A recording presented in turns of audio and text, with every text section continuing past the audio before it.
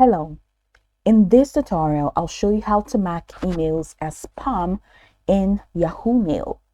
The first thing I'd like you to do is to launch your Yahoo Mail application, which of course I have done right here.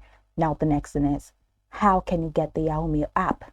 You can get it on Google Play Store or Apple Store, depending on the device that you use. So launch any of those applications and locate the search bar, and in the search bar type Yahoo Mail, then follow through with the on-screen instructions to install. And of course, after installing and downloading successfully, it's going to take you right into the sign up page where you're going to be required to log in using an existing account or to create an entirely new account. So once you're done signing in, it's going to take you right into this fantastic homepage where you can now explore a lot of features to have an exciting time in Yahoo Mail. Now that we're here, let's quickly hop into today's text, and that is how to mark emails as spam in Yahoo Mail. From this homepage, I would like you to locate the chart that you want to mark as spam. So let's say we have this email here. I'm just going to long press it. So what you're going to do is long press the email. And once you do that, you'll see that it's going to be selected. And then the check box is just going to be right next to it to the left.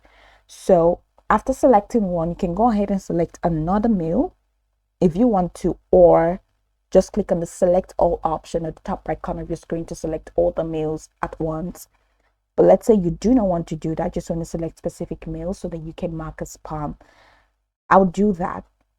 Then after highlighting, check the bottom of the screen. You're going to find a couple of options representing that features, and they include delete, archive, move, mark as unread, and you have the three dots menu. Click on that and you have the option to say star and spam. So go ahead and click on spam, and once you click on spam, you see this has been marked as spam. So I can go ahead and click on undo, and once I click on undo, it's back on. So once you mark as spam, it's just going to be taken to the spam folder.